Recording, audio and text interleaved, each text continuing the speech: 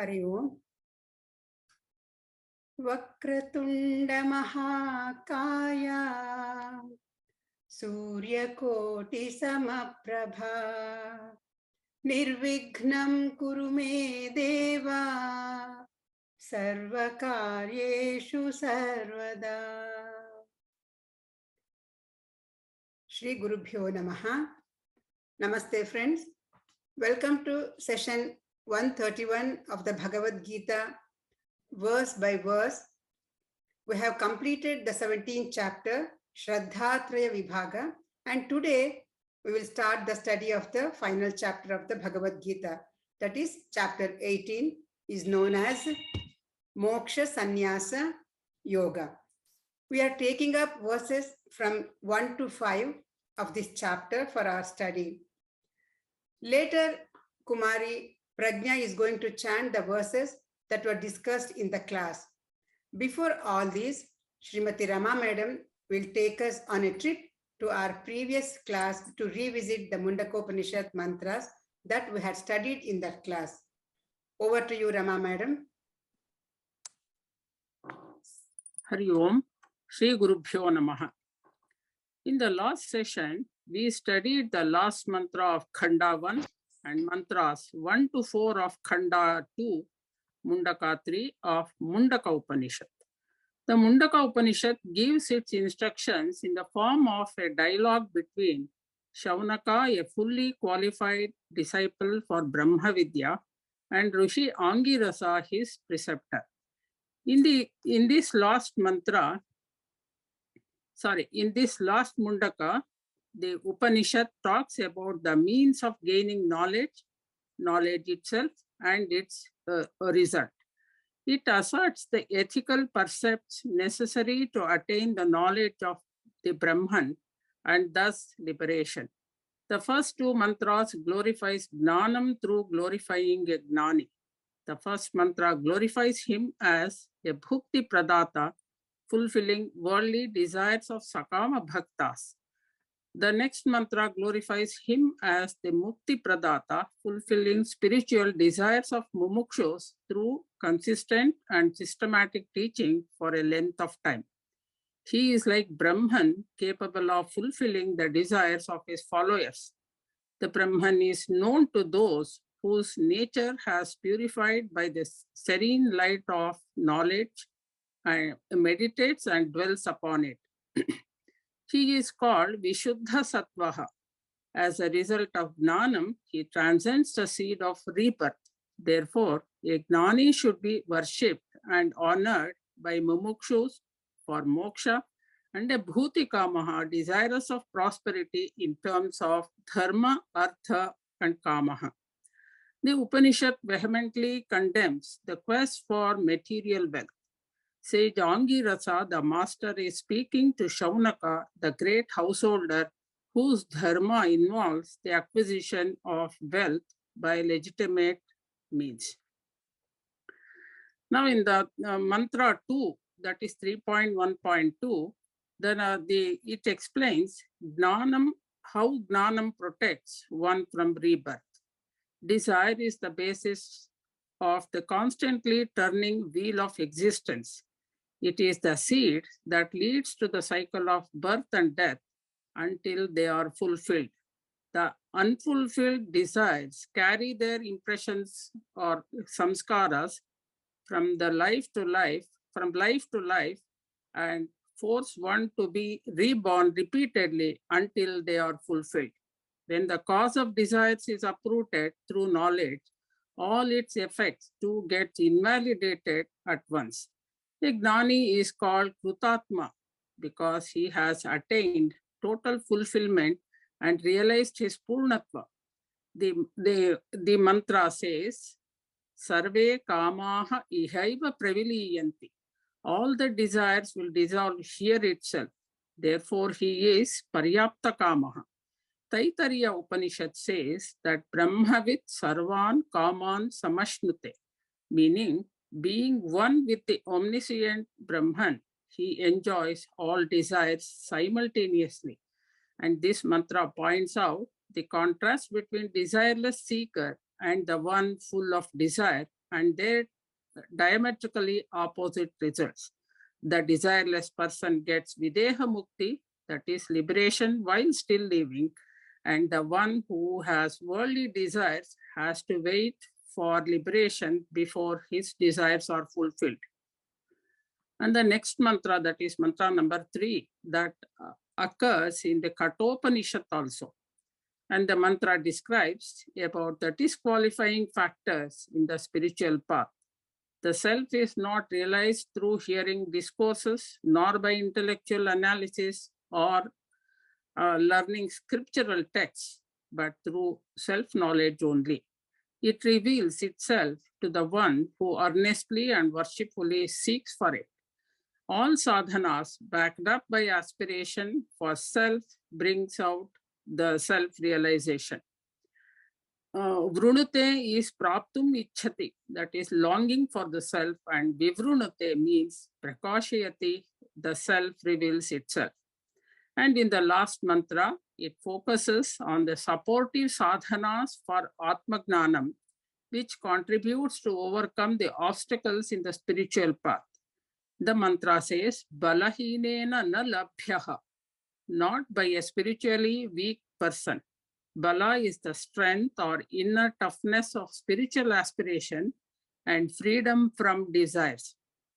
Nacha pramada, not by the inadvertent or by the one slipping from the spiritual path. A careless attitude towards the Atman is the worst enemy in the spiritual path. Na tapasaha, nor through the knowledge.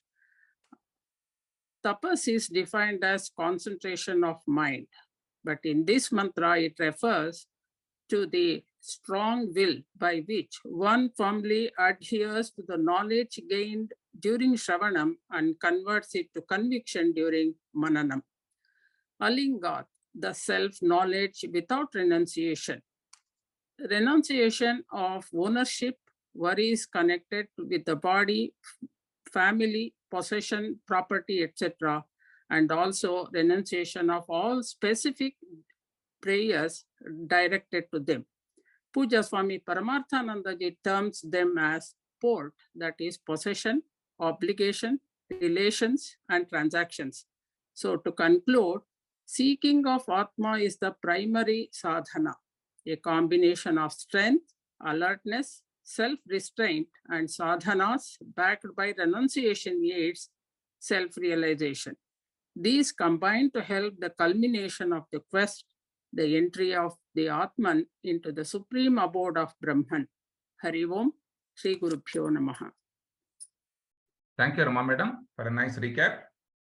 Sadashiva Samarambham Shankaracharya Madhyamam Asmadacharya Paryantam Vande Guru Paramparam. Having completed the 17th chapter of Gita, now we will enter into the 18th chapter. This is the final chapter of Gita and the biggest chapter consisting of 78 verses. Lord Krishna started his teaching to Arjuna from the second chapter onwards. The entire first chapter was devoted to prepare the ground in which Arjuna, the soldier, was converted into a disciple, and Krishna, the driver, was converted into Krishna, the Gitacharya. The entire first chapter was devoted for his conversion, and the actual teaching began from the second chapter, that too from the 11th verse onwards. Thus, we have 17 chapters of Gita teaching. And here, Lord Krishna uses the well-known method of teaching, saṅkṣēpa, vistharābhya, bodhanam. First, give a bird's eye view, give a capsule of the whole teaching so that the student will know what he or she is in for. This initial summarization of teaching is called Upakrama saṅkṣēpa or Upakrama sangraha. Nutshell teaching in the beginning, and this Lord Krishna did in second chapter of the Gita. The second chapter contains the essence of the entire Gita teaching. This capsule version was magnified in 15 chapters from 3rd to 17. Krishna summarizes the whole teaching once again in 18th chapter. We call it Upasamhara saṅkṣēpa. The same technique was being used by newsreaders in All India Radio and Doordarshan. Saṅkṣēpa, vistharābhya, saṅkṣēpa. In these 15 chapters, Lord has dealt with 9 topics. As we know, entire Gita is divided into 3 parts of 6 chapters each. Prathama Shatkam, Dvitiya Shatkam, and Charama Shatkam. The 3 Shatkams deal with the 3 sadhana trayams, Karma Yoga, Upasana Yoga, and Jnana Yoga. 3 Padatrayam, Tat, Tvam, Asi, and 3 Ghataka Trayam, Prayatna, Prasada, and Sadguna. With this background, we will enter into the 18th chapter. I have the privilege of explaining this first verse, 18.1. The verse leads as under. Arjuna uvacha, Sanyasasya mahabaho tattvamichhami veditum, Tyagasya cha Hrishikesha prithak keshi nishodhana. In spite of so many chapters of clear teaching, and that too coming from the Sakshat Narayana himself, Arjuna manages to have questions and doubts. Renunciation is one topic which has been bugging Arjuna's mind, and Arjuna has special interest in sannyasa in this context. Monastic lifestyle is the conventional sannyasa in which topic has been. Monastic lifestyle is the conventional sannyasa in which a person gives up everything and leaves home and snaps ties with everyone and everything. It is this sannyasa that Arjuna wanted so that he can get out of this war. Because sannyasi should not fight, but see what does Krishna do. Anashrita karma palam karyam karma karotyaha sa sannyasi cha yogi cha na niragirna apriyaha. In this first verse, the 6th chapter, Krishna said that monastic person is not a real sannyasi. Mere kavi wearer is not a sannyasi. Instead of giving this traditional conventional definition, Krishna gives a new definition. By being in grihasthashrama, renouncing raga, vesha is sannyasa. Karma yoga itself is the real sannyasa. Thus, the karma yoga way of life followed by a grihastha is sannyasa. And even though it is an ingenious, wonderful definition, Arjuna is not happy because this definition does not suit him. He questions Krishna again and again, assuming that at least one time Krishna will prescribe the monastic sannyasa. And in the 18th chapter, beginning is the last desperate attempt of Arjuna. And once again, he asks Lord Krishna. So, hey Mahabaho, Arjuna addresses Lord Krishna. O Lord, with powerful arms, sannyasasya tattvam veditum ichhami. I would like to know the true meaning or a significance of the word sannyasa. And the literal meaning of the word sannyasa is giving up. Sam plus ni. As is the root from which the word has come. Asyati is to throw away. Sam plus ni are prefixes. Sam means total and permanent, and ni is proper renunciation. Not partial renunciation of inconvenient things. This is the dictionary meaning of the word. Arjuna wants to know the significance of this term, aham veditum ichhami. Then Hrishikesha, he addresses the Lord again. O Lord, the Lord of senses. Hrishikam means Indriyani, Isha means the Lord, who blesses the sense organs because Lord is the Chaitanyam. Strotasya strotam, manaso manoyat. He alone enlivens all organs, therefore called Hrishikesha. And another Sambodhana, Keshi Nisudhana, or Lord who is the destroyer of the Rakshasa named Keshi. O Lord, Tyagasya cha tattvam veditum ichhami. I would like to know the meaning of the word Tyaga also, which is another significant word used in scriptures. So, sannyasa is one word, Tyaga is another word. The following mantras from Kaivalya Upanishad define the two words. Nakarmana prajaya dhanena tyage naike amrutatva manushaha vedanta vignana sunishchitartaha sanyasa yoga yad yataya shuddha sattvaha. We have already seen the word sannyasa. From the dictionary, word tyaga also we know is derived from the root tyaj, to give up.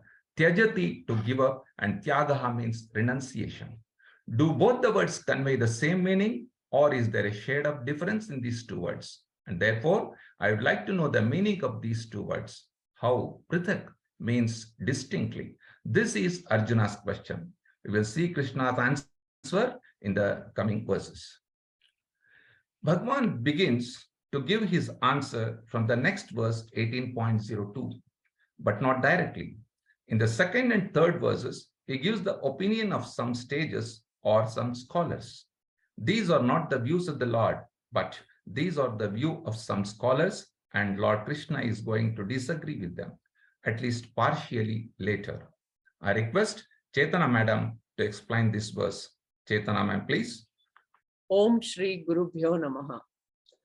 Here in this verse, Arjuna wishes to know if the words Sanyasa and Tyaga convey the same meaning, or is there a shade of difference in these two words? In the second and third verses of this chapter, Krishna responds by giving the opinion of some sages and scholars. And so these are not Krishna's opinions, which he will give later on.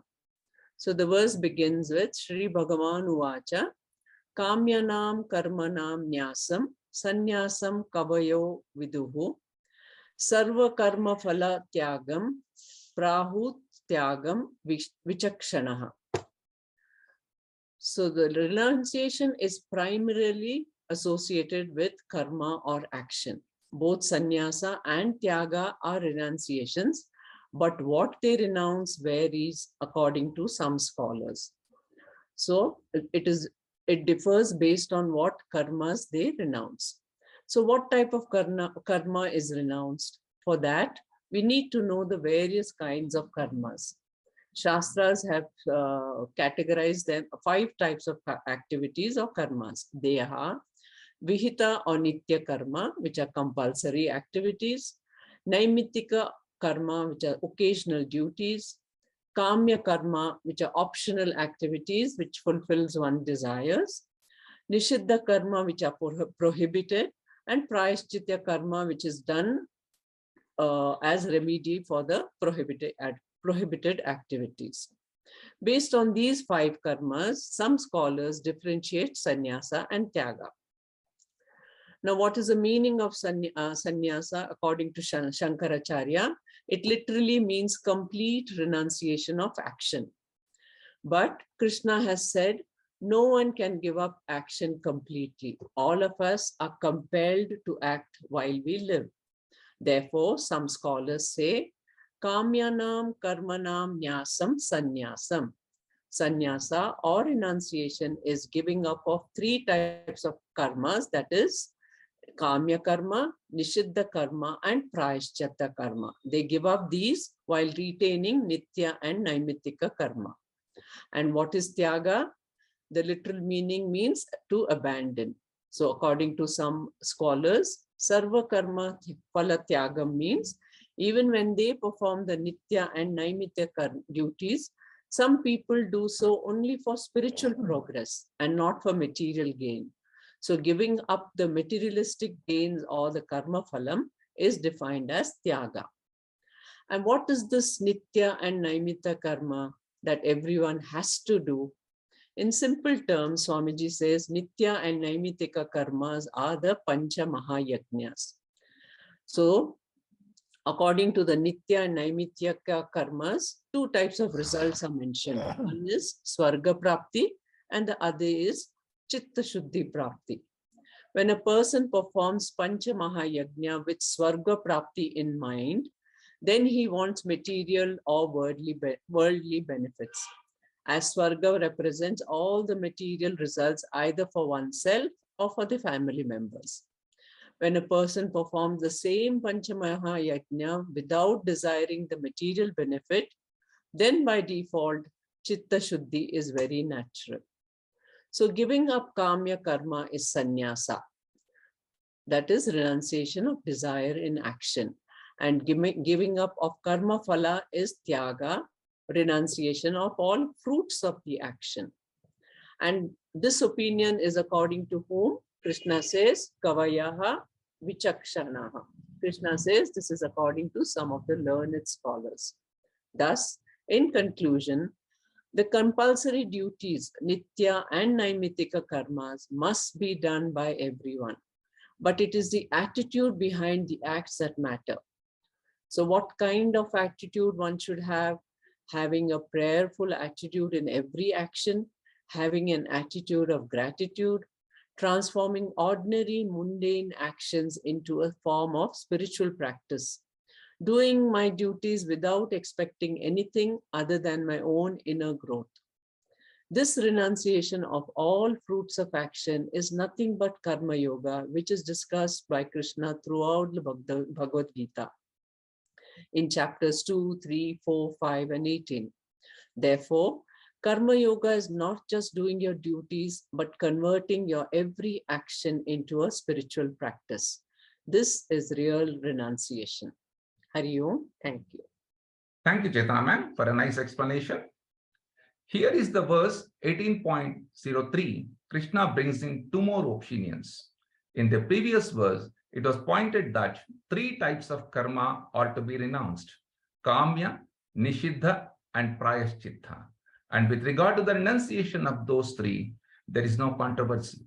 But there is a controversy regarding the first and fifth type of karma: vihita or nitya karma and naimithika karma. With regard to nitya and naimithika, there is a debate. What is the debate? I request Dr. Satya Narayana to help us in understanding this debate. Dr. Satya, please. Om Shri Gurubhyo Namaha. Verse 18.3 goes like this. Tyajyam doshavaditi eke karma pranor manishinaha yagna dana tapah karma natajyam iti chapare. Going by the word meaning, tyajyam is should be given up, doshavat is as evil, iti thus, eke is some, karma actions or activity, prahuhu declare, manishinaha thinkers, yajna is sacrifice, dana charity, tapa is penance, and karma is activity. Na tyajyam never should be abandoned.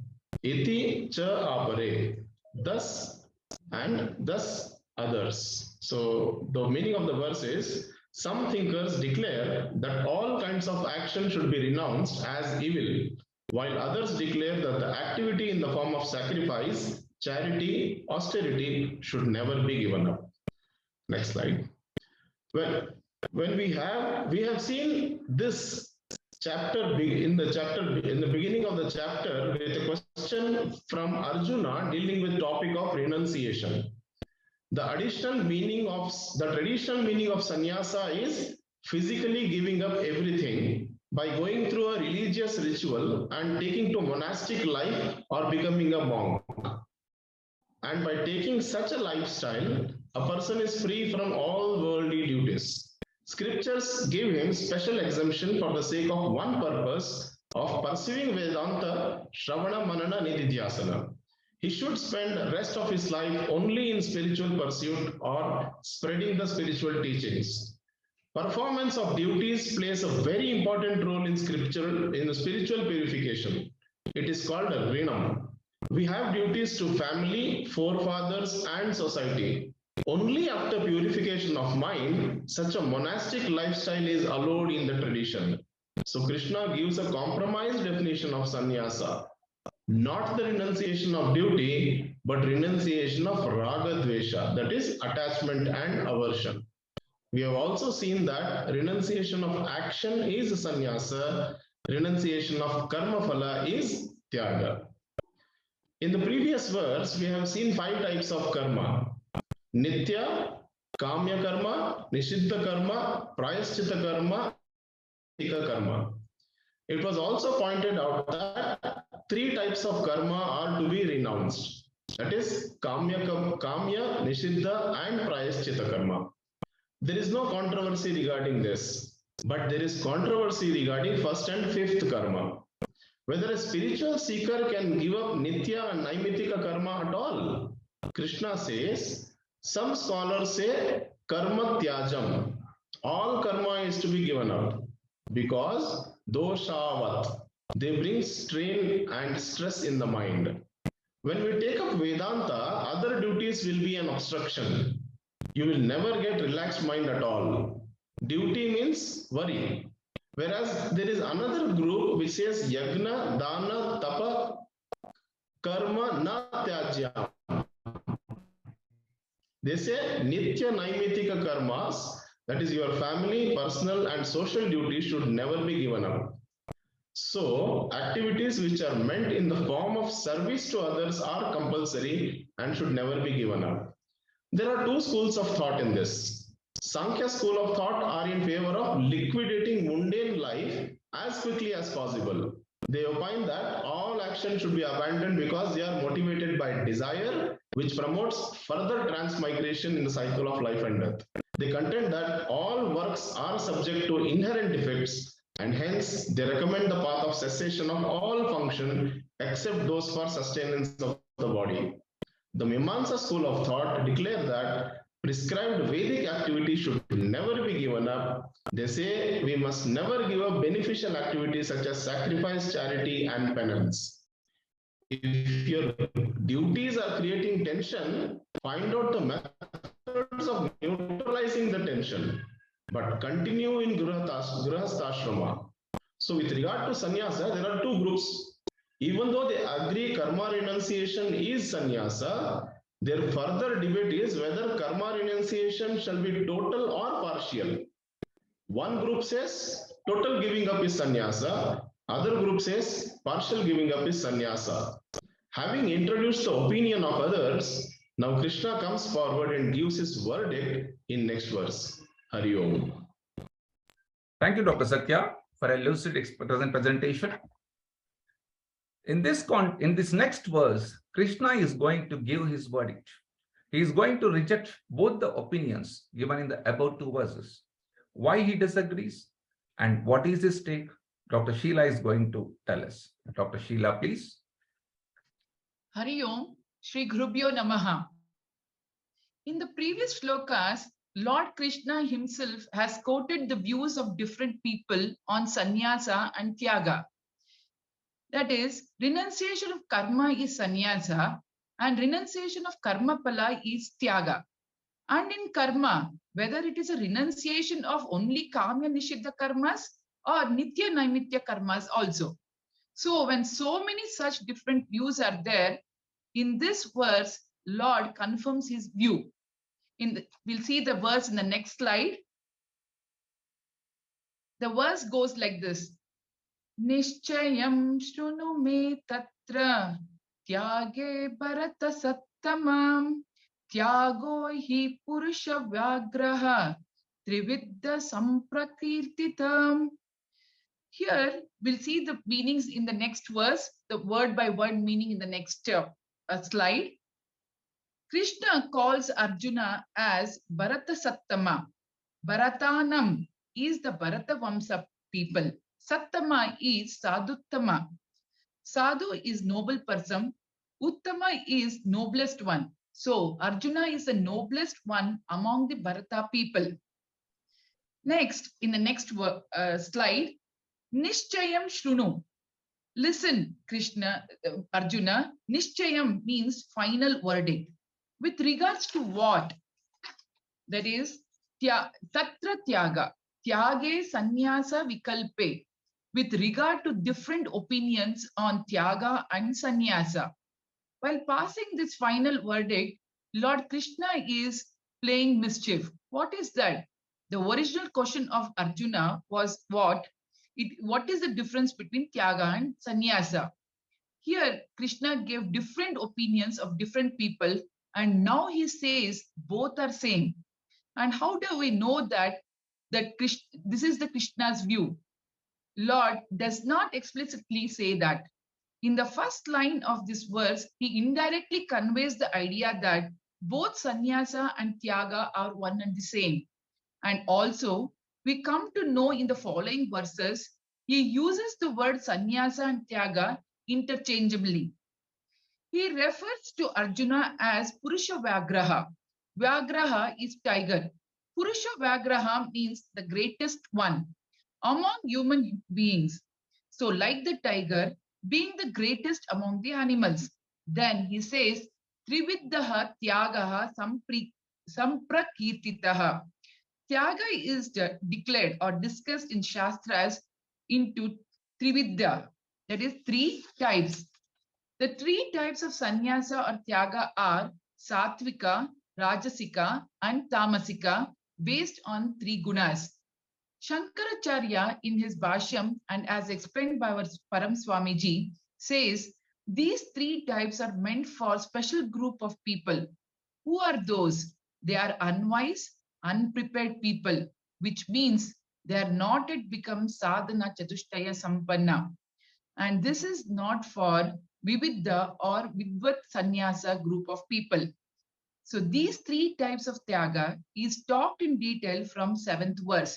So to conclude, this verse gives a definitive view on renunciation. That is, Sannyasa and Tyaga are both one and the same, and they are said to be of threefold. Thank you. Hari Om. Thank you, Dr. Sheila, for a wonderful presentation. Before talking about renunciation, the first thing we have to observe is who is listening to the definition, so that teaching of sannyasa will depend upon the audience. So the Veda itself approaches this topic in 2-fold ways, depending upon the level of the student. And scriptures divide the entire humanity into 2 types. Broadly, one type is those people who have got gnana yogyata.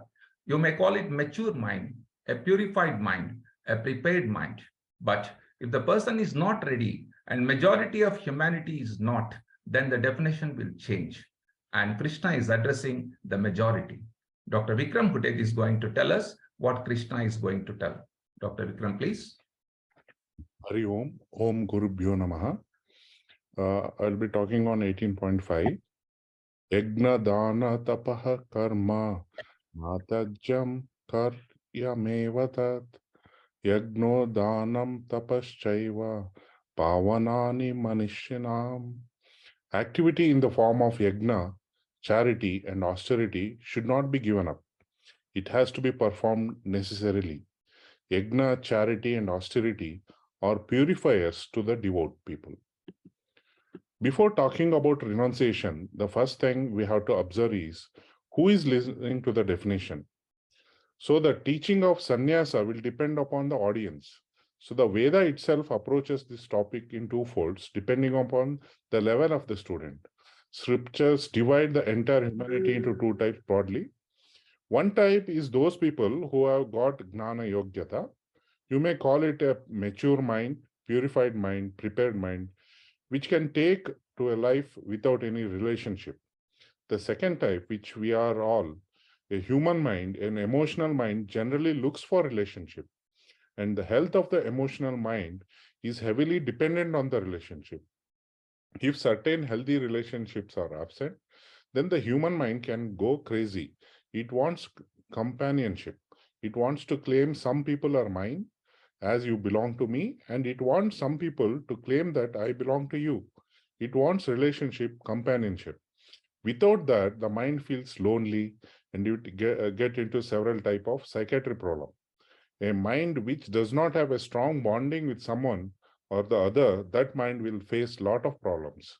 And therefore, the scriptures say you should talk about sannyasa only to those people who are ready. Taking kavi is easy. Running away from house is easier. Dayananda Swamiji always says, before he took sannyasa, he went to Himalayas and met so many sannyasis. And he expressed his desire to become sannyasi. Most of the sannyasis there, they were strongly advising Swamiji against taking sannyasa. We did mistake and kindly do not commit the same mistake. And the unfortunate thing, any other ashram you can enter, if it does not suit you, you can come out. From Brahmacharya ashram, you can go to Grihastha ashram, from Grihastha ashram to Sannyas ashram. From Sannyas ashram, you cannot come back because it is a one-way traffic. And therefore, many miserable sannyasis not happy with the life they lead because the mind wants change. Mind wants to talk to four people. There is no variety in dress, morning kavi, evening kavi, next day kavi, no designer cloth, no different hairstyle. So regular bhiksha, that too only rice, dal or rice. To accept this, you require type of mind, and therefore the tradition will talk about sannyasa only after making sure that person is ready. That is why in Upanishad alone, the real sannyasa is talked about. But if the person is not ready and majority of humanity is not ready, then the definition will change. The Krishna is addressing to the majority. Therefore, the following definition of sannyasa is in keeping with the majority of humanity, which is not mature in mind. And therefore, Krishna addresses the Ashuddha Antakarna people, means people who are not yet ready. And what should they remember? Never think of renouncing the religious way of life. It is very important support for the emotional mind. If you want to avoid drugs, if you want liquor, if you want to avoid all these other practices, if you want to enjoy a sane mind, a religious lifestyle is useful. In fact, in India, if majority of people is sane because of the religious thing, because poverty is so high, we don't have anything, but still people are happy here. And therefore, Krishna says, Yajna, Dana, Tapaha, Karma. These are the three basic religious disciplines. We should never give them up. And religious yajna, worship of the god in the form or the other. Even now, if we go to temples, especially pradosham, you will find people forget all their problems. So we need to worship Lord. Then dhanam, even sharing, even now in India, is a country which has got high level of charity in spite of poverty. Around, so even poor people, they will give charity in India. So that is also important religious thing that we should never quit. And the third thing is tapas. Tapas was discussed in the previous chapter. So yajna, dana, tapa, karma is not the fourth item. Karma is the common factor to be added to all these three. Yajna karma, dana karma, the practice of dhanam, tapa karma, the practice of austerity, the practice of simplicity. It should never be given up. On the other hand, karyam eva, it has to be done whichever part of the world we live. Why you should do them? Because these are the three prominent disciplines which will prepare you for the spiritual knowledge. If you value spiritual knowledge, you should value the preparation also. If you value the preparation, you have to value these three. Therefore, Krishna says, Yajna, Danam, Tapaschaiva. These three fundamental religious practices are pavanani. Pavanani means purifiers of mind. Purifiers of mind. And what do you mean by purification? Removal of all the emotional obstacles to Vedantic study. And therefore, Yajna, Danam, Tapaschaivam are three are the purifiers for whom? For the intelligent human being, they're all very valid. Shankaracharya adds a note which Krishna wants to avoid. You are allowed to renounce all these three after Gnana Yogyata Prapti. Till that, we should follow religiously, start from applying the vibhuti. Not only the big practices, applying the religious mark itself is a big thing now. Thank you, Vikram sir, for the beautiful explanation. Krishna continues his discourse on enunciation, about which we will see in the next session. For now, we will conclude today's class. I invite Kumari Prajna to chant the verses from 18.01 to 05. Prajna, please. अथ अष्टादशोऽध्यायः मोक्षसन्न्यासयोगः